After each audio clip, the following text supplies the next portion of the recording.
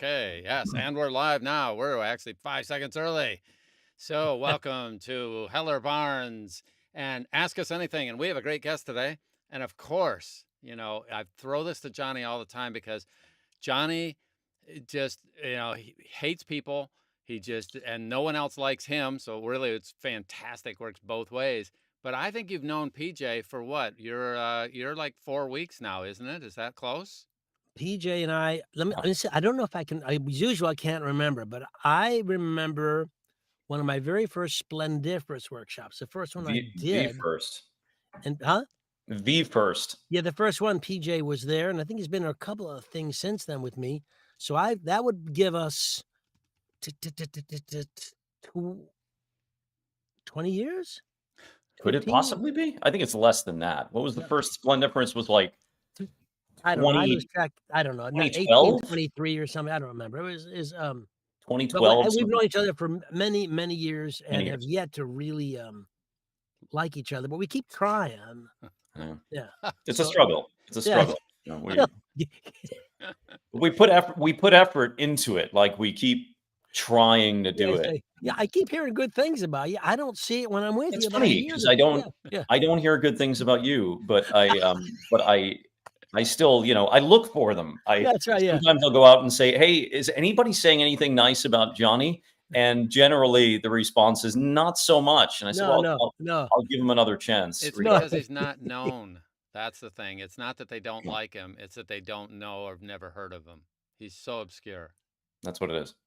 That makes sense. So PJ, but those of you who don't know, PJ's been oh my God, you may have heard his work in he's been on TV and film. We'll talk about all that stuff for a long time. He was doing the APA webinars, webcasts every month, every week? Something like that. It was pretty frequently. He's currently he has a claim to fame that nobody else has. He's an actual Hogwarts professor. Let's talk about that. How's that come about? That is true. It is a bit of a fun fact. Well, my dialect coaching. I'm the official dialect coach for the Wizarding World of Harry Potter for Universal. So I literally teach at Hogwarts.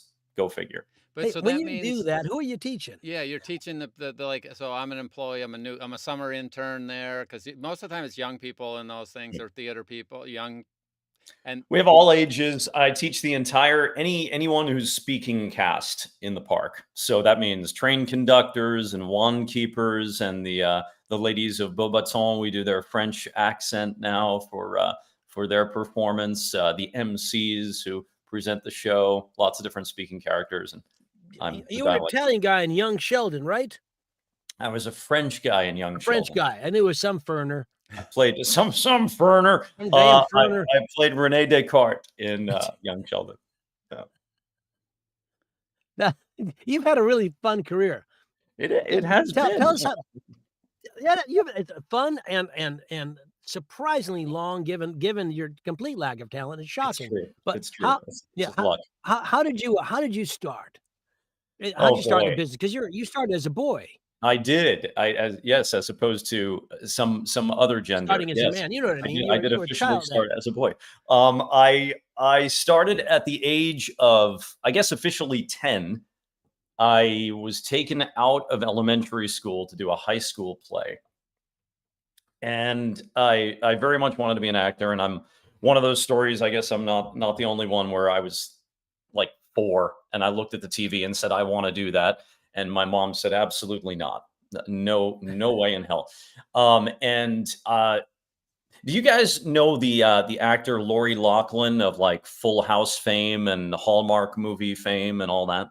I certainly, yes, I know who that is. You know her. So she's wonderful. She grew up on Long Island across the street from me, and she started quite young as well. And my mom saw what she went through and her mom and the going into the city all the time and just what that life was like, and wanted me nowhere near it. I did that play, and then all of a sudden other people were telling my mom, let him do this. He's good. So she takes me in to see this manager in New York City who's notoriously very, very, very picky, doesn't sign anybody, does like occasionally these open call things, takes me in, and there are like, I don't know, 50 kids or whatever, and he signed 2 of them, and I was one of the 2. And in my first couple of years in the business, I wound up doing like 24 national commercials, and I was freelancing among agents, and I was, had a lot of momentum, and I was able to parlay all that into like film and TV. I wound up working for Joseph Papp when he was still alive. I was one of the youngest actors in the New York Shakespeare Festival, and that was a big deal. And then got some film stuff and started going back and forth between New York and LA. And next thing you know, it's 40 years later. And what torpedoed your career to send you to audiobooks? I know, right? It's association with people like you. It's amazing how you start to make those associations, develop those relationships, and people think very, very, very poorly of you. And next thing you know, you can't buy a job unless you're hiding in a booth by yourself behind a microphone, and they just don't know it's you anymore. So anonymously, I decided to find a way to still be an actor, I suppose. When did you start doing since we're audiobooks? reminiscing, one of my favorite memories, I don't remember how long ago this was. When I went, I think Scott and I were doing our business workshop in LA or something, but we went to your house. PJ has a fantastic palatial estate. It's gorgeous. It's gigantic. It's beautiful.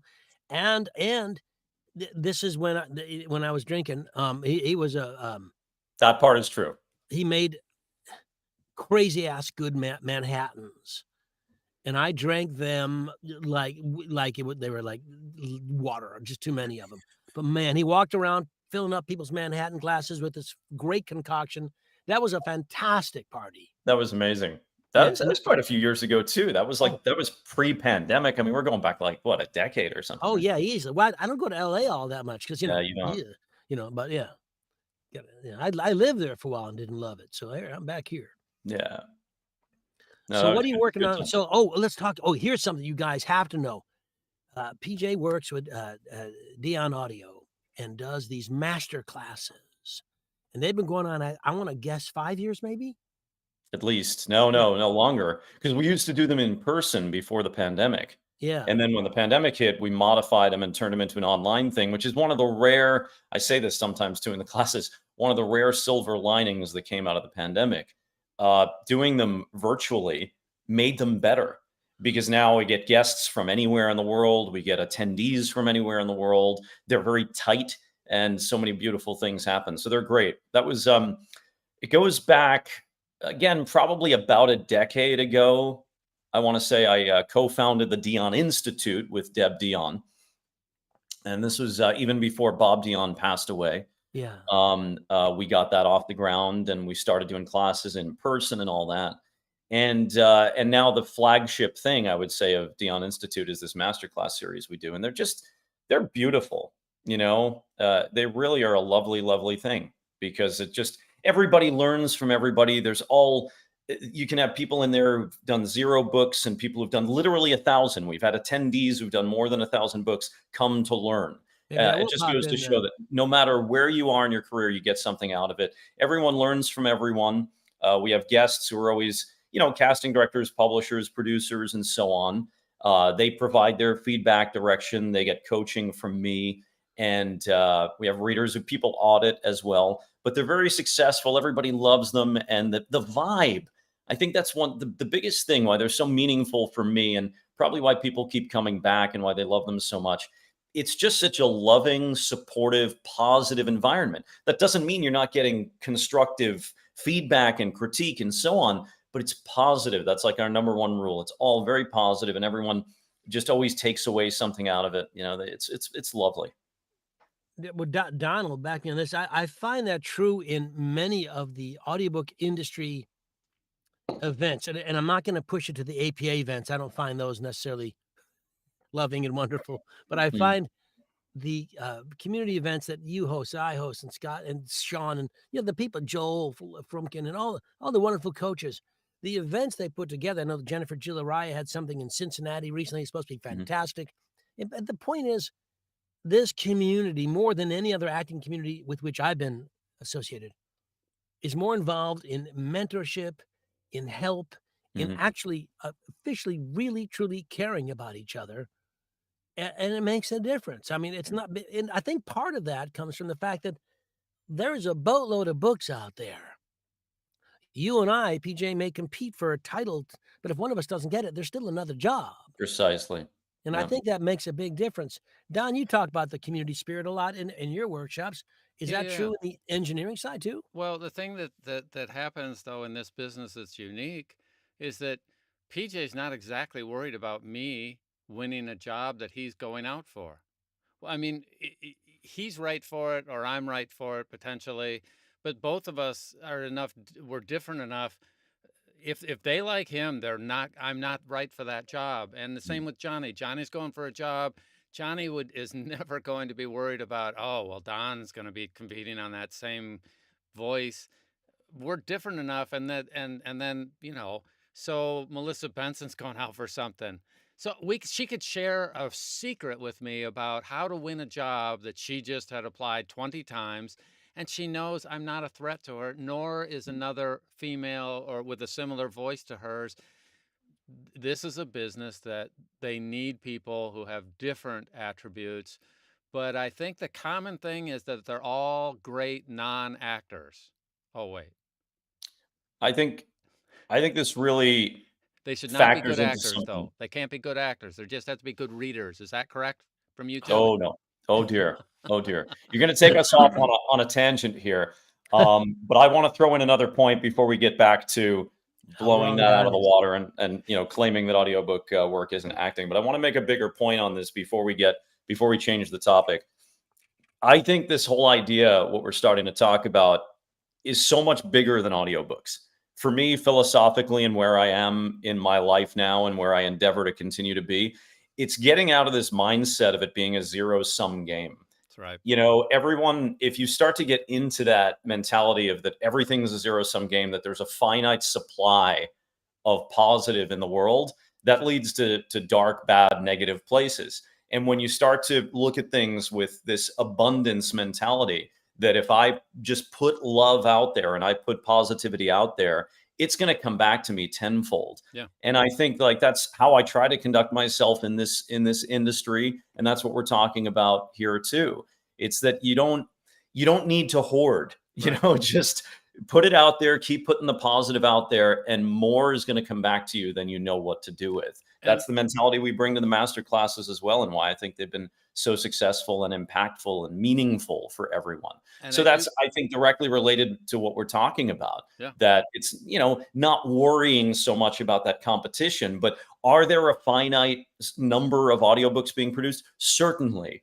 But it's a much bigger point than that. When you get caught up in that competition and think, I need to hoard, I need to fight, I need to connive, I need to manipulate, things don't so much go well for you. Right. But if you put out that abundance mentality, put love and positivity out, more comes back to you than you know what to do with. And I do think the three of us happen to be an interesting example, you two especially, that you didn't give up in the second week when you had a bad week, and that the people that do well in this business put out that positivity before they're successful. And I mean, I've had people come back to me, I talk to them about something, and I don't talk to them for 5 years sometimes. I mean, we're in the same circles, we say hi to each other, but all of a sudden something comes up 5 years later where you go, oh, I need PJ right now. And I knew of him 5 years ago, but at that time we didn't need each other. So That's right. people that stick around, that have the right attitude, it builds on itself. And it's amazing how much comes back later, long after I've forgotten about the original interaction on one hand. So the people that are longer term players and are positive when there's nothing, quote, to be positive about, and are helping before they have to, that's a whole different level of return in this business. And I think this community begets that, but I do think there's a lot of people. You mentioned karma, PJ, and I think yes and no. I mean, I think that you can't do wonderful things and be wonderful in hopes of karma, because that defeats the whole idea. I think the fact is things come around, and you are bestowed with blessings just because it just happens. And it doesn't happen immediately. Some people, the nicest people I know, and they just get crapped on left and right. Mhm. It doesn't mean that's their eternity forever, but I just think you've got to you got to remember, like, everybody in this business. So many people say, I just got a great job, I just got this, just got that. and other people are, "Oh, you sons of bitches, I can't believe it." And I think that the people get upset about it. You have to understand there is room for some bragging. And when you get a job in our business and you put it on social media, most people say, "Oh, congratulations." And they're not. While they would prefer that the job was theirs, they don't prefer to the degree that they wish you never got it. That's right. That's simply not the case. Joel Frumpkin and I were just talking. We were both up for the same job, totally different character. I don't think either one of us got it, but we're okay with the fact that we're up for it and got to audition for it. And it's fun. It's part of, actors keep forgetting, and you've mentioned this at least twice, and I'm so happy you have. This is an acting job. We're acting. Auditions are part of this. And actors don't win every audition. Baseball players don't hit every pitch. It's just the way things are. But you have to audition and understand that you can do the best you can do. And that's all you can do. And then it's in somebody else's hands. Yeah. And if you have that attitude, it's okay. And So things much hurt of a little. casting involves things that you have zero control over, immutable characteristics, aspects that authors are so much more involved in casting now than they used Oh, to yeah. be. All the big five publishers and beyond the big five frequently are giving, authors, right to choose and that sort of thing, where they're giving them, an audition pack and they're selecting from there. Yeah. And as we all know, they're not necessarily the most skilled casting directors. Authors can have ideas in their heads. It's like a screenwriter, why screenwriters don't often direct their films, right? You're Yeah. so close to the material, and sometimes they're being given the power to make a choice because that's part of the relationship between the publisher and the author, but they're not necessarily best equipped to make the best choice. You could have had the best audition. You might have done a better job with that book than who was ultimately selected, but there's so many aspects involved you have no control over whatsoever. So accepting that and just being satisfied that I put my best work out there and then that's it. I leave it to the if your voice, if PJ, if I write a story and PJ's great, but his voice, it sounds too deep for the character I have in my mind. Well, if that's what I think, then there's no control over that. Exactly. What's Casting worse? is an art as well. What's worse is if PJ sounds like your ex that you hate. Oh, yeah. Then Sure, yeah, if he reminds me of someone I don't like. Right. PJ reminds me of PJ, so right away I would. Right, exactly right. That's Yeah, what happens when I hear Johnny Heller. He reminds me of someone I don't like by the name of Johnny Heller. So I just have this trouble separating Johnny Heller from Johnny Heller. I hear his like, voice. we're and I doing a just fucking cannot roast. hear Johnny Heller. Well, can you tell us when? All right, so you were acting for many years because you started when you were 10, and then at that time, I would say it was books on stone tablets. But then we moved into the point where now, at some point, you started the audiobook. What got you into doing an audiobook? VO was always part of my career, but it was the vast majority of what I did was on camera for a long, long time. Back to the Dions, they're part of this story. I was doing a Shakespeare production in Los Angeles, and Bob and Deb were notorious for attending theatrical productions and harassing people in the cast and trying to get them to do audiobooks. This was like their MO. Before everybody wanted to do audiobooks, they'd like go to plays and say that one would be good, and they'd go to Stage Door afterwards and say, "Hey, would you like to do audiobook narration?" And like, get away from me. People are freaks. So that's the story that they would always like to tell. But in this case, in this particular show, in the first like minute of the show, my character comes out on stage and I was the ethnic comic. And part of the bit is we open up and I speak 7 different languages, rapid fire in like 1 minute. And that made an impression, like, that sort of skill set that you could bring to audiobook work, impress them.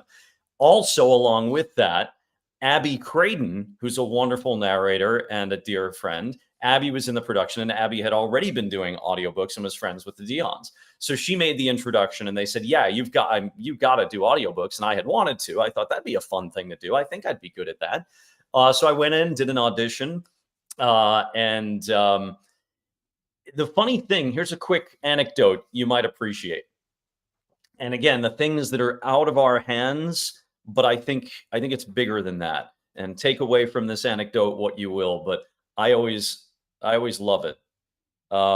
because it speaks to bigger things.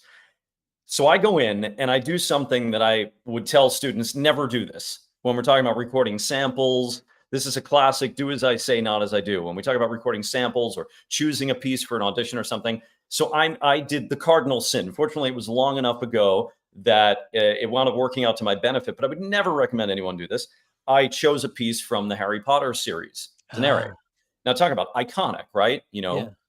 So both the UK and the US versions. So so I do this piece, and Jorge, another delightful, fantastic guy who long time had been doing engineering, post-production work, directing for Dion. He was there, and they just had Jorge was going to run my audition session. So I meet him that day, and Bob's off busy doing something else. So I go in and I do this piece, and I'm a few seconds into it, maybe halfway, whatever. And Jorge says, could you stop for a second? And my side of the story is, next thing I know, Bob Dion comes into the booth and he engineers the second half. So I don't really know what's happening. I find out a while later, as we all became very good friends, that what happened was Jorge stopped me and he went and got Bob and said, Bob, you need to hear this guy. Come here. You gotta hear this guy. So Bob came in, and then I had fun with Bob, and we do the rest of the piece, and the rest is history. And I mention that because imagine Jorge was having a bad day, or we didn't hit it off, or there was something about me. I put out some negative energy, and his reaction is this idiot doing he's not Jim Dale. What does he think? Why is he doing this thing? Like, terrible piece and whatever. And he's grumpy, just wants to get the audition over with. And it ends up in a folder of MP3s somewhere, and maybe it never gets listened to. And my life looks very different. Right. So it hinges on that relationship, that positive energy, that hitting it off with somebody, making a good impression, love, all that other stuff, bigger picture stuff, Yep. And I often think about that, those little crossroads, those forks in the road in life, and how differently, if just a different mood on Jorge's part, my life would be so different right now. Because I'll finish with this, Johnny, because from that point forward, I became a very regular hire for Dion. I mean, I wound up doing like 30 books in 3 months. Yeah, I was recording over 30 finished hours a week. I was in the studio 6 days a week, putting down more than 5 finished hours a day. And that was the start of my career. That's what put me on the map. And just working entirely through Dion. I didn't even know that other publishers and production companies existed. I was like a full-time hire there, right? So anyway, that's just to put out there that you never know this stuff, and you just got to do your thing. So Johnny, go ahead. Don's dying. Go ahead. So here's the thing. So you were an overnight success in the audiobook. How long prior to that had you been acting? 20, 25 years. Okay. Something. So, I mean, I just want to make sure that there's a perspective that when you walked into it, I would call that a little bit prepared. 100%. Okay. I mean, that's a total understatement. You walk in with, let's just say you walked in with 10 years of good experience of doing some sort of theater, acting. You understood it wasn't just, you weren't there to read. Okay. Right. You were there to be a performer and an actor, and to bring that to life, and to represent the author through you. And that's kind of a whole different thing. So if I'm starting today, if you're starting today and as an audience member, and you think, wow, no one's going to give me that opportunity. Yeah, you're probably right. Because if I were there with the gentleman you mentioned and he hears me, he ain't going and getting Bob. Okay. He's going to look for the delete button or whatever. But point being that I have to also have some prep in order. And Johnny had the same thing. I have a theory about Johnny. Not only was he had already studied acting before he ever went into a booth, but I guarantee you the day he went in the first time and the engineer was there, he said something that was funny to that guy or gal. And they remembered him because he was a good person to work with. Not only did he come to it with some acting background, but he had that little quirky fun that Johnny always brings to everything. And, that makes you stand out. And if they like you and you do a good job because he already had the background, that's when the magic happens. And your story is you were prepared long before you got in that booth. And then you got in the booth and someone there heard you, and that both of you share a similar thing in that respect, different details, but you were both actors long before you ever stepped into a booth, correct? Incorrect? Absolutely. No, yeah. And there's a great takeaway. It's a great story, PJ, and it's a great takeaway for a number of reasons. And I do want to, there's a question I was asked earlier, Don, I want to get back to, but let me say this. PJ walked in there and, you know, he and I kid each other because we like each other, but he's a good guy, and that makes a difference. He's already mentioned the love and the agape, the good feeling, the community feeling, the karma. That's true. That's from the soul. That's from the heart. If he wasn't the guy he was, a talented man, yes, just talent. But a lot of us are talented. When you work in an audiobook, if you're going to work at someone's place, Right. not just your home, they would much prefer to spend time with someone who's enjoyable and a decent human being. Yeah. And I've met too many in this industry who simply aren't for one reason or another, or they're having a bad day. You know who cares about your bad day? You. Nobody else. So when you go there, don't bring that stuff. Now, if Jorge was having a bad day, PJ can brighten it up by just being PJ. He's a delightful human being. He's fun to hang with. You'd rather spend a day with PJ than say a day with, Don, So you want to understand when people they have choices to make. If they're going to work with you all day, be fun to hang with. Be a decent person. This is such a good point, especially when you consider that with audiobooks, because looks don't really come into play, you can end up in a position as a casting director or producer where several people are a viable candidate for a project. And that can sometimes be that deciding factor of like, but this one's a diva. This one is just too difficult. This one misses their deadlines. This one is always, everything's complicated and we just don't have time for the drama. But this one, for a bowl of peeled grapes. Yeah. Yeah, exactly. And that can be the difference, No, here's going to get Bob. Going to get Bob because he liked you. I mean, we forget. Sometimes we belittle the engineers, the proofers, and the other people, the small people. Those people all become casting people for one thing. And they work regularly with the people who are casting people. So you've got to keep a nice relationship because it matters. You can't in the acting business, it may be different, but in the audiobook acting business, you cannot climb forward on the backs of anyone. You join hands and move up together. That's what I think. And that's what PJ thinks. That's what Don thinks. And it's important. Yeah. Let's go back to that question. I want to go. So I'm hoping this is the question that you, yes. Chris asked a great question. So early in your audiobook career, what were the major obstacles you faced and how did you overcome them?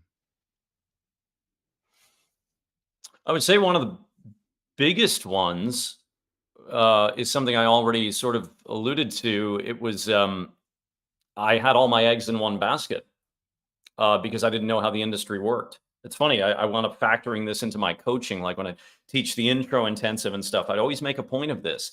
You have to know where the work comes from, and you have to cultivate relationships with the people who are in a position to cast you. You get to know things, know the differences between production companies and publishers, and how all that works on the business side. I'm often saying in my coaching, you got to make contributions, not just to the craft bucket, but also to the business bucket. And you've got to make regular contributions to both. So what happened to me, because purely out of ignorance, I didn't know how the industry worked. I didn't know where the jobs came from. I was working, like I said, practically as a full-timer for Dion Audio. The background of that is, why was I working as a full-timer for Dion Audio? Because Dion Audio got a contract from Audible Studios to do all-in productions for hundreds and hundreds of titles when Audible got $2 billion with a B from Amazon to develop, to be the 800-pound gorilla of the industry as both production company, publisher, and distribution platform. I don't know any of this. All I know is these people are giving me, SAG-AFTRA contracts to come in and act and, lay down a few hours a day, and I'm cleaning up. I'm doing great. Like I said, 30 finished hours a week. Are you kidding me? So I was loving it. But when that contract ended and those books were all produced, I'm like, hey guys, got some books for me? Oh, sure, we will. Yeah. There'll be more coming in. And time goes by. Hey guys, remember me? The guy who puts down all those finished hours in one day. I'd like to work some more, please. I didn't know how the industry worked. So then self-education, a little bit of help from others, asking questions, getting answers. I start to reach out and I realize, oh, Dion Audio happens to be like the #1 independent audiobook production company in the business, but they're not a publisher. What does that mean? And there's other production companies and publishers directly cast as well. Wait, what? And then you start to build that network and you start to cultivate the garden.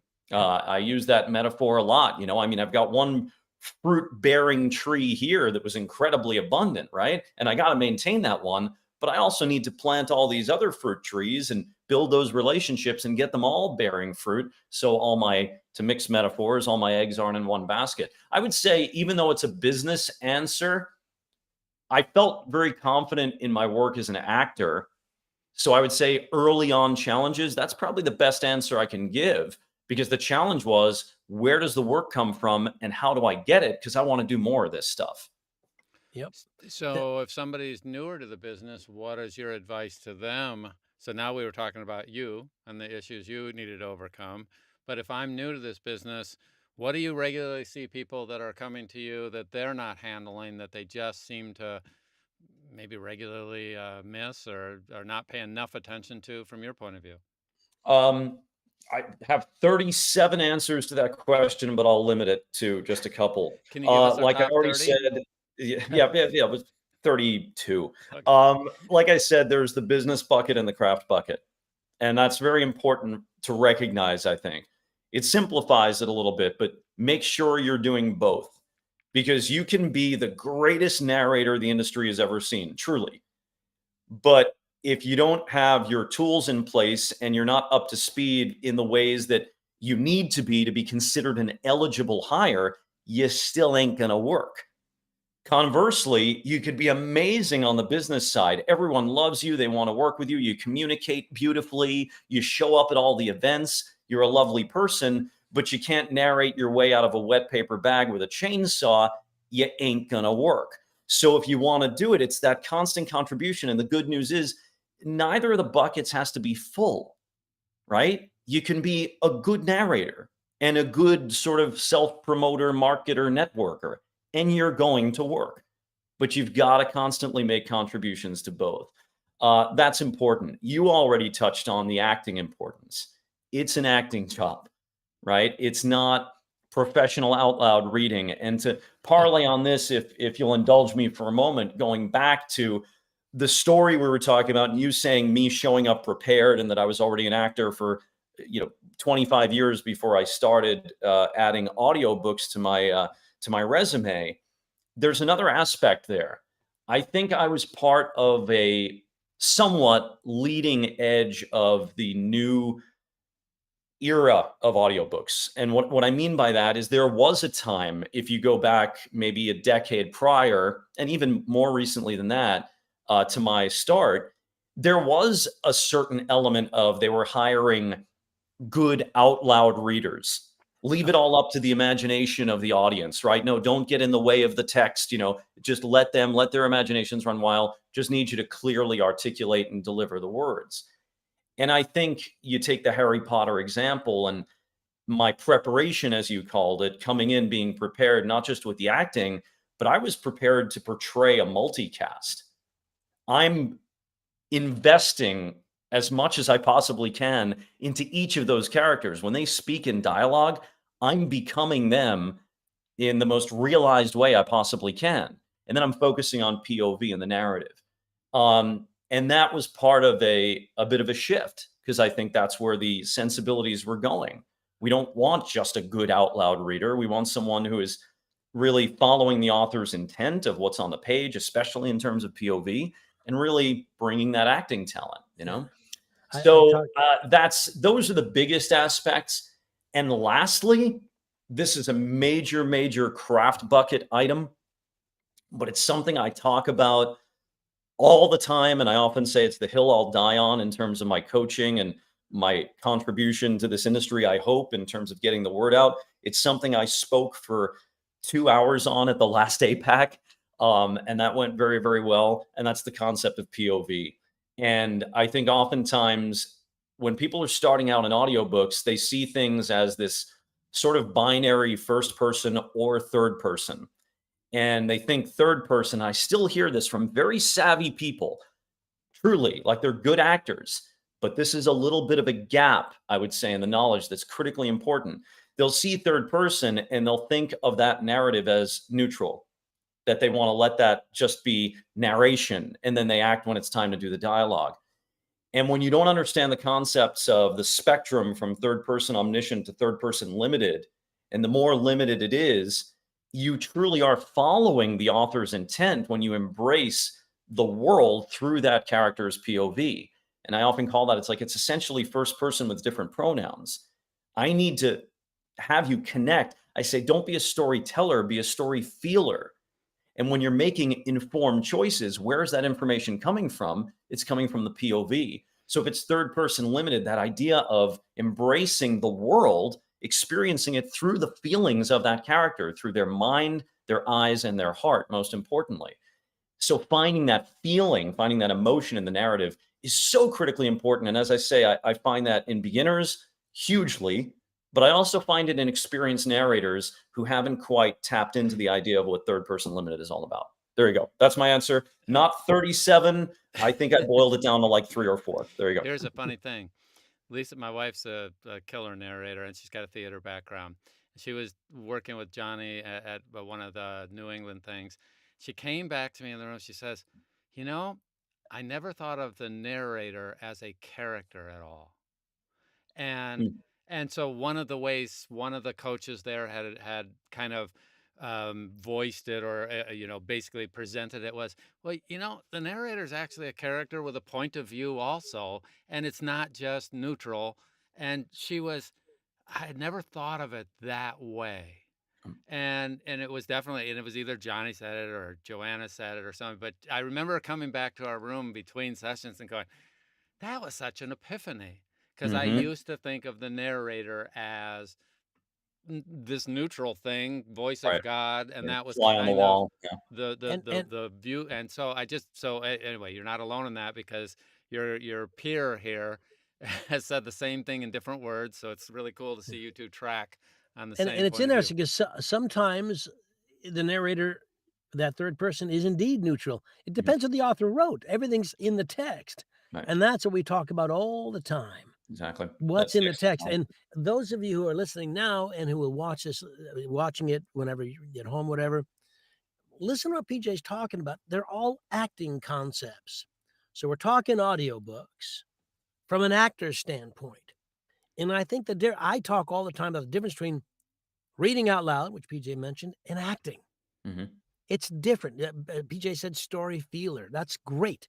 The very idea, look, when you tell a story about your life, and when PJ and I talk about meeting and hanging out and doing things, we could go on longer. Those are recollections. And as we start, remember, and then you said this and we did this. Mm. Those are stories. And that's what real life is like. And that's what you need to do as an actor, to bring that out in your Mhm. stories. So many people, PJ, I guarantee, has it all the time. Every coach has it. People come to us because somebody told them they have a nice voice. Of But course. that's great. That's wonderful. My mom Now still what? says it. It's just not, a nice voice is nicer than a shitty voice, but it's not what we're about.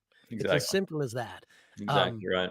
It's huge. Yeah. And let me add something to that before we move on, though, just to put a button on this point. And going back to kind of what you said, Don, yes, the not neutral thing. And yes, there's a POV, but critically important in all of that is what POV. It's not something that it's up to the narrator to sort of invent and make a random choice like, oh, I'm going to give this opinion to this third person narrator. It's identifying, did the author write in third person limited? And is it through this particular character's POV? I go back to that informed choices concept. That's the really critically important part, because I'll often use, like when I've done that POV masterclass, like what I did at the last APAC, I use an example where someone is bringing feeling to the narrative. It's not that they're just being neutral. They're bringing feeling to it, but even though we can say there's no right and wrong, and that's why I get so serious about this topic. If we say that our prime directive is to convey the author's intent, well, if the author's intent is that this scene is through the eyes of the victim and not the killer, and you're bringing a sinister sound, if you will, to the narrative, that is arguably wrong. Yeah. Because the author's intent is, yeah, it's in third person, but it's third person through the victim's eyes. Right. We want to hear the fear and the torment, right? The anxiety, all of that stuff, the stress, the terror, all of that. That's coming from that POV. If I go into it with this sinister sort of, darker sound because I'm taking on the vibe, if you will, of the killer, you could still say I'm bringing feeling to the performance, but it's the wrong feeling. Yeah. So it's identifying that POV and then using it, exploiting it, using that information to make those informed choices and bringing that emotion to it all. So it's both. It's not just not being neutral, but it's also making those correctly informed emotional choices. That's a great point, because the text has to be your guide. Yes. What's in the text? If you bring maniacal, if you bring the fun side of serial killing to your work and it isn't that way, then that's not a great choice. And that's what I want today's takeaway to be. If you bring the fun side of serial killing to your work. That's why I come to these things, to give little witticisms, little things to encapsulate our discussion today. It's a nugget. That's the takeaway. That is a true nugget right there. The fun side of serial killing.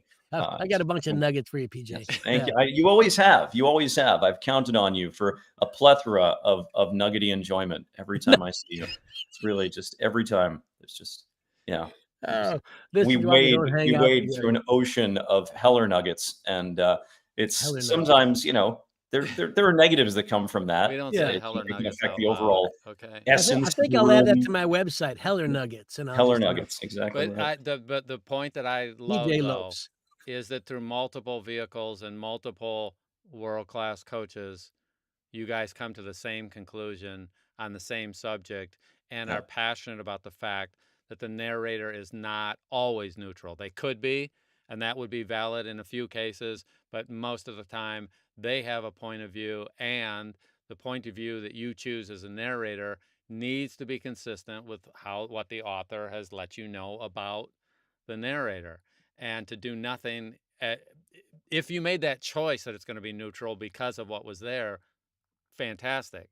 If you're just saying all narrators are neutral, is that your go-to, then that's just totally erroneous. So it's pretty wild that's going through. Now, someone had a health question, which is interesting because I agree with this. Was it? If you're doing 30 finished hours in a week, how do you handle that from a health and personal standpoint? Because that's a lot of talking out loud in character. Quite frankly, you don't. It's very bad, and I'd never recommend it for anyone. That was sort of like, it was not smart. And it was special time in the business too when all that happened. Exactly. And I didn't, in some ways I didn't know any better. And I'm like, for me, I mean, I have there's that side of me too, wanting to make a good impression and be a good hire, and seeing that as well, for them, they're making, and I'm, my business mind starts to go too. Like I've often said, I've been an actor for 40 years, and I've been a businessman for 25 or so, and that served me really, really well. But that part of my brain starts to go, and I think, okay, if I'm understanding how this works, they're working on a per finished hour basis the same way I am, because they're doing work for another company under a contract. So me being really efficient, I was putting down between 5 and 5.5 finished hours of audio in a 7-hour recording shift. Wow. It's psychotic. Yeah. And it also, and in fairness, I don't know, my early performances were okay, but I know so much more now than I knew then, that a lot of it was just incredibly efficient, out loud reading, if you will, but not knowing as much as what I know now about POV and the choices I would make. So there's that side of it. I would say the craft suffers, but it was a lot of thinking well, they're saving money on editing. They're also saving a ton of money on engineer time, and they're able to use the booth because they needed all of their booths. They were just rocking. And that's why as soon as I'd finish a book, it's give another book to PJ, because the more often we hire PJ, the better we're doing, meaning Dion Audio as a company. So I was seeing that. So there's the mercenary side of, this is good for my relationship and the business of it all, right? But with a less focus on, and it's not that I was actively doing a bad job. Of course not. I'm doing the best I could, but I also didn't know as much then as I know now. So that's one side of it. And then back to your health point, I was doing I'll never forget it. And this is way back in the day, but I still don't forget it. It was a fantasy series.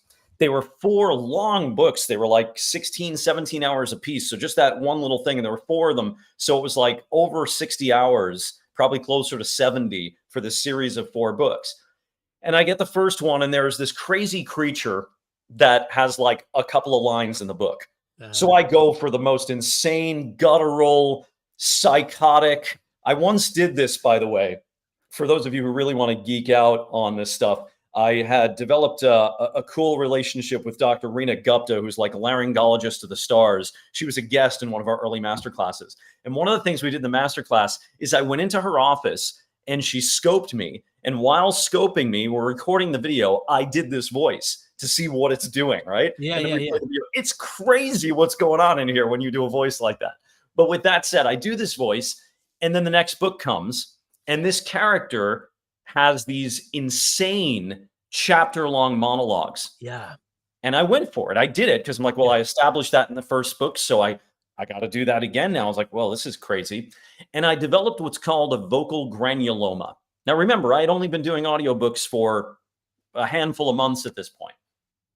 And what that basically is, it sounds worse than it is. It does heal. It's essentially a scab on your vocal cord. And when you have acid reflux, as 98% of Americans do, I being one of them, it prevents it from healing, because every night you go to bed and you get that little acid creep and it burns your vocal cord and the thing doesn't want to heal. And then sadly, it became a recurring thing. So to this day, many, many, many, many, many years later, if I cross a line vocally, coupled with I had some red wine for dinner, the granuloma comes back. And it can take weeks to heal, sometimes longer. I've lived with it for like a period of 6 months at times, because it just doesn't want to go away. It's pesky, affects your voice, affects a lot of things. So to answer the question in the best way I can, don't do what I did.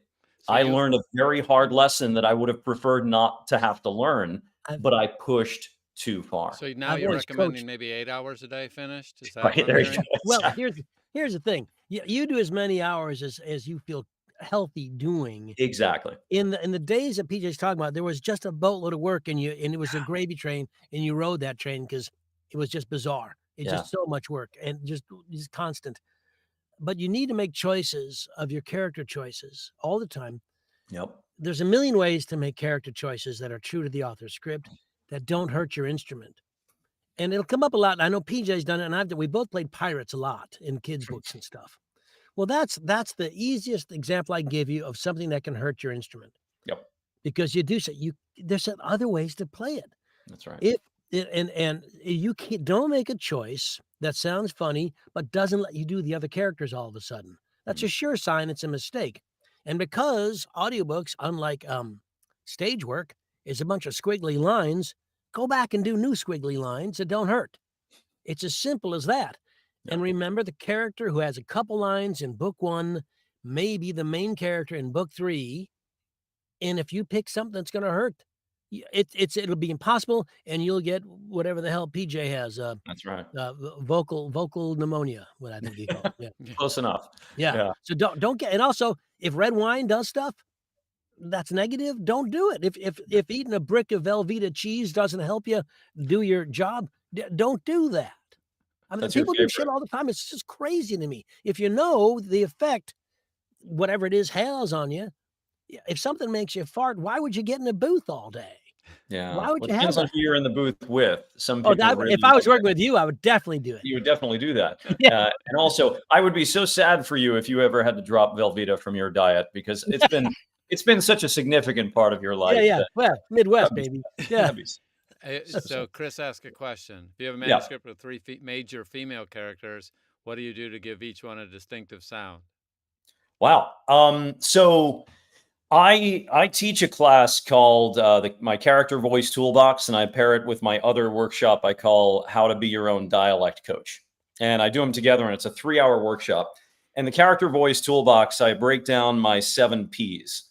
And that's where it's my way of breaking down for everybody, I think in a simplified way, to understand the God-given tools you have in your instrument already. And when you see them in this technical kind of way, you start to realize that you can turn this dial up, you can flip this switch on, flip that switch off, slide this fader to the right a little bit, turn this knob a little. You end up with this truly, it's exponential, this unlimited variety of combinations to come up with uniqueness. Now, this is all in the context of, and I'm known as a character guy, Johnny's known as a character guy. I mean, this is stuff we specialize in. But, and I know Johnny would have to agree with this, I'm sure, I am always prioritizing that even though I'm known for that skill set, who the characters are is always, without exception, more important than what they sound like. So this is where I get into my whole idea about the left brain and the right brain. With anything we do in the world of acting, anything we do creatively, you could be a painter. You have a variety of left brain skills you need to develop to do the job well. But the way I often frame that is we want to develop those left brain technical technique-based skills to the best of our ability so that we can forget them and transition into the right brain when it's time to act, because you want to be in the moment. You need to be present, emotionally engaged. If I'm in my head about, oh, I missed the consonant sound in that accent, and I keep going back and doing 40 takes of it because I'm so bent on the accent wasn't perfect, or, I didn't quite get the rasp I wanted to give him, and I'm doing it over and over and over. I'm so in my left brain, I'm so in my head, that how am I really emotionally engaged and connected with the performance? So another way of putting this to wrap up is I say that all of those left brain skills, we want to develop them, but they always have to be meant to enhance the performance, but never dictate the performance. Your skills should enhance the performance, never dictate it. So I teach that stuff. You're welcome to come do that thing with me. In fact, news on that in a moment. But always in the context of, this is just meant to give you tools. You have those tools, you'll find that, it's easy to give these 3 female characters different vibes, right? I'm focused on who they are. I've got their personalities. Maybe I'm casting them with real people from my life or out in the world. That automatically brings that set of what those people naturally sound like. I'm giving this one a little texture, maybe tweaking pitch here, maybe a different placement. Maybe this one, if acceptable, has a touch of accent, et cetera, et cetera, et cetera. Variety of things you can do, but always in the context of get back to who they are.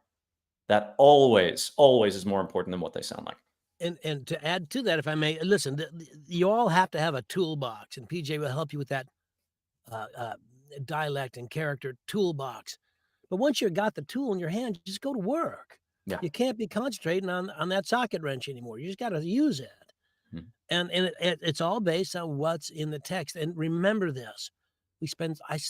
I guarantee all coaches go through this, spend inordinate amounts of time trying to answer questions like this. They're fine to ask the question. Totally understand. But look, the listener has already suspended their disbelief by the very nature of their product. They already know that PJ isn't 15 people. He's Precisely. not PJ. So play the character in the moment. Pay attention to the acting part of it. What does the character want? What's the point of the scene? What's happening? Because in the context of the scene, if PJ's playing a male and a female, we know he's only really one of them. Mm. I don't expect him to have a female's voice, but I expect him to play that character's needs, wants, desires in the context of the scene. If he does that, it's okay what he sounds like because I know what's happening. Mm-hmm. I will fill out the story, and I guarantee in my mind there'll be a man and a woman talking. Or a man in 50, whatever, because I've already suspended. I say it all the time. We suspend our belief as part of our lives. Did you ever see Deadpool and what's his name? The Wolfman. What's Wolverine? Wolverine. No. Deadpool and Wolverine. You know what? That's not a true story. And really? when we sit there and watch that, I thought it was a documentary. Yeah, me too at first. Apparently that never happened. Wow. So look, we suspend our disbelief because none of that shit happens. Yeah. So you have to understand the listener's already on your side. And while I'm at that, understand the casting people, the publishers, the engineers, they're all on your side. The desire of everybody in our business is to create something wonderful that's an engaging listen. That simple.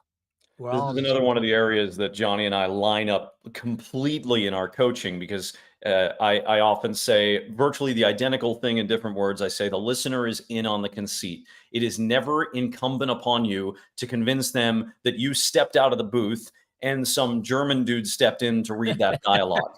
It's still an extension of you. And this is why a little flavor goes a long way.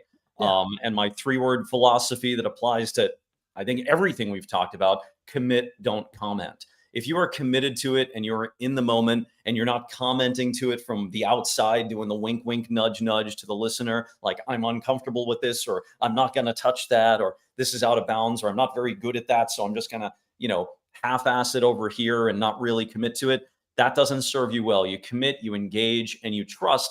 They're in on the conceit. A little flavor goes a long way. Absolutely right. Forgive me. I just thought of something we should have said at the top. You Well, know, when you try and look up somebody's name, so you see him in an interview and you wait, and they never introduce the guy, yeah. and it's frustrating. We When, you never mean when you're said looking how for to say your pronunciation? last name. We just said PJ the whole time. Oakland. It's Oakland, so it's a O, not an Ock. Right. See, Exactly. someone's gonna thank me for that when they write a book about you, which Yeah, there you go. will be Exactly. long So gone here it by the is in a time we do YouTube video, that. right? Yeah. Yeah. You've introduced me as PJ Ochlan somewhere around, I think, 246 times, Yeah. if my math is correct. In Yeah. And Oakland, I never correct probably you. It's once. fine. Yeah. I've got there was an interview. This was a fun highlight. After I did Little Man Tate, Jodie Foster was on Larry King Live, and they got into a conversation about me, both Jodie Foster and Larry King.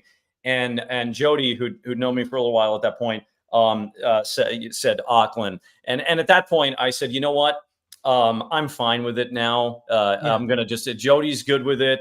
I got to a certain level where it's out there. Anybody who wants to say Auckland at this point forward, totally fine. I say whatever Jodie Foster thinks is right is fine. Jodie Foster is, she's, I think it's actually Jodie Foster. Jodie Foster. Jodie Foster likes to say Auckland. She won an Emmy the other night. She did win an Emmy, Yeah. and it's very impressive. So- It's not as big of a deal as her Oscar, but it's still impressive. She actually has 2 Oscars, which is amazing. Hey, You did have an my Oscar in little the note throat. there kind of clarify the way people should pronounce it? Would you buy into it? See my note at the bottom there? Yeah, that's about right. Yeah, only a narrator would read that as Ochlan, so would probably either use a short I or a schwa for the second syllable. Okay. Yeah, Oakland. yeah. Right a schwa, Don. Yeah, write a schwa, damn it. Where's your schwa key? What's wrong with you? The other thing is we often say it's like the city without a D. Oakland, right? That's Okay. it. Okay. Yeah. Well, That all took good. longer than I thought to get your name out. Oh well. Yeah, it's okay. Now we know. Now, Good if we could edit that to the beginning so people can, when they look you up for their audiobooks. well, Yeah. since we're going to be wrapping up here in a few minutes, Yeah, tell us what's coming up. somebody asked, Barbara asked a great question. When's the next round of character intensive workshops? I just picked the date, and this is news. We're making news because I have not even announced it, but the website, we just updated the website. So the next character voice toolbox paired with how to be your own dialect coach is going to be Wednesday, October 16th. Wednesday, October 16th. We do it on Zoom. It's like a 3-hour workshop for the price of basically 1 hour of coaching, essentially. So I think it's a good deal. Everybody who signs up gets the video of it, so you can refer back to it anytime you want. It's yours forever. The only rule is just don't share it with anyone else. But you get the download of the video. You're there. There's some interactivity to it, so get to participate in a variety of ways. And the cool thing about doing it on Zoom that I learned this during the pandemic, another one of those weird silver linings about Zoom. When I would do it in person, you can't really all talk at the same time in a classroom. That doesn't work very well. What's great in this setting is when I'm demonstrating something, everybody can be muted and do it and practice it with me on their own. And it's kind of wild how that's worked out. So it's even better in this environment. So that's why I do it once a year, only once a year, usually in summer. I'm just a little late this year. So it's Yep. October 16th. As Sherry says, that's smack dab in the middle of the New England narrator retreat. Oh, you got to be kidding. We're 14th to 17th. We're all booked though. So there's about 70, 80 people who won't be able to join you. That's awful news. Should I change the date? It's entirely up to you. If people at my work at New England want to When do is it for your next date? week, See, this is what happens when Johnny and I don't share calendars. Hang you on a know, second. Byron Wagner has a calendar thing, if he still does, that lists all these voiceover stuff, so you can look at it and not That's schedule. great. But this October 14th to 17th is booked and has Okay, been hold for a on. while. 14 to 7. So look, we're going to make more news. I'm going to change this right now because I don't want to. I mean, you're booked up. It wouldn't affect you, but I certainly want your people to Yeah, have the if you want opportunity my to come people, through. I'll even mention it in the middle of the thing, and that way they can That'd be join fantastic. So next let's week. do it after yours. I'm going to say, I'm looking at this right now on my phone as we talk. Make it Wednesday, the 23rd of October. Okay, so send me a text to remind me, and I'll announce it at New England. Yeah. So Wednesday, October 23rd, we'll update the website, but that is live on the site now. So if you go to drdialect.com/events, or just go to the homepage and click on the events page, you'll see it there. There's a link to sign up. You So guys let's see make how it nice that was just now? PJ That's and I just amazing. talked. I'm so glad See, we talked about it. This is what we Did I talk get about. This is what we're talking about. Did It I works. get the website right there? No. It's Dr. Dialect. Oh, that's good. drdialect.com. with a Schwab. Yeah, don't forget to use your schwas. Get a schwa in there. Yeah. Johnny, actually, one of Johnny's nuggets is a schwa. So you could just go through Johnny's pile of nuggets. Yeah. Find a Find a schwa. Schwab. So yeah, that's it. Dialect. So- Did I typo yes. that right? Hold on. Where- Let me highlight it. No, it's still not there. Where is it? Yes. drdialect.com. That's exactly right. Okay. Go there, go to the events page, sign up. That'd be awesome. Hey, thanks for making that switch. All my attendees. Thanks for telling me. Appreciate it. Yeah. That I would not have even known had we not talked about it during Even today's before chat. you And go then to lunch, you should call me and tell me if I'm going to be there. I'll let you know. yeah, that's what we I have don't want to run into you have to accidentally. coordinate. We have to, Yeah. work this stuff out. So yeah, good. All right. So that'll be the next one. That's the one we're doing this year. So yay. So Well, this has been just a treat, PJ. Thank you for joining us, everybody. Listen, this is who he is. He's a good guy. I like him. I know a lot of you don't, but I like him a lot. So you should work with him. 2 out of 3 of And us the like him. the Dion Masterclass is a great way to learn stuff and get in front of some publishers. I'm not kidding you. There's nothing wrong with that. It's nice. Yeah, absolutely right. Get your work in front of them as well. It gives you on that business side too. We talk about it. I always make the point in every one of the classes because I want people to really be connected with what they're doing and really engage with the craft and level up the craft. And I always make the point that it's not an audition. I don't like that mindset of coming in like you're there to book a job. I want you to be there to evolve your craft. That's what it's about. But one of the cool byproducts of that is you are putting your work in front of decision makers. And even my company, I point this out too with Lepton, we're producing hundreds of books a year now. So we're doing a lot. And I love to get to know people in their work and where they fit and so on. So that factors in. But with these other publishers and casting directors and producers, it's nice when we're coaching and we talk about the business side. Johnny, I'm sure you do this with people as well. And they want to know about like the marketing and doing their reach outs and their emails, whatever. And you're coming up with things to say. And what are you going to tell them when you email them every 2 or 3 months? This opportunities like this, in-person events like the APA socials, you can follow up on that and say, hey, it was great meeting you at such and such. And here's a link to my latest samples and so on. It can be the seed planting for that garden we talked about. Yeah, I always use a PJ Nugget. I tell them a reach around is so much better than a reach out. Why at the end of our conversation does it have to go there? I just don't understand. Everything had been fine, but I guess what we needed was a quick reminder of why we don't get along and why we just can't stand each other. That was it. So there it is.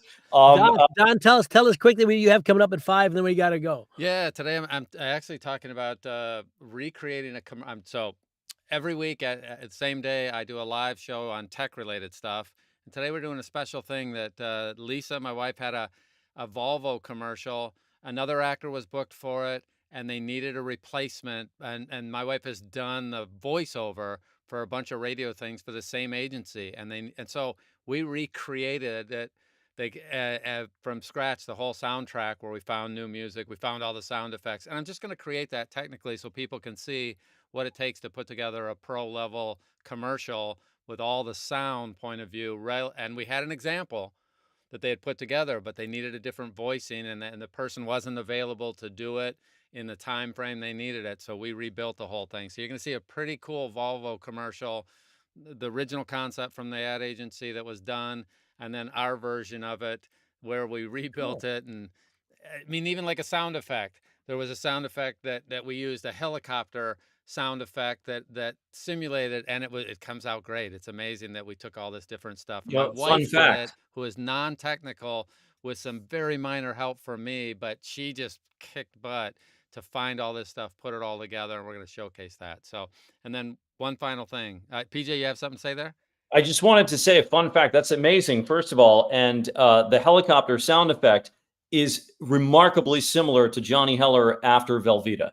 So if you tie those two things together, he'll provide that for you next time, and you don't even have to go into like the sound database. The truth is, I don't really eat Velveeta. It's gross. Yeah. One final thing. Johnny and I last weekend did an audiobook secrets workshop webinar that was taped, and I'm doing the final. It'll be up on our site, vojumpstart.com, and the replay will be available for sale forever. But anyway, that went spectacular this last week, and I think you could be impressed with that. So that's a 3-hour webinar we did where he was coaching people live.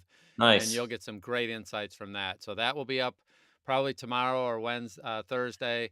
But that worked really well. So we'll give you more information on that next week. And of course, I'm at the New England Narrators Retreat as well.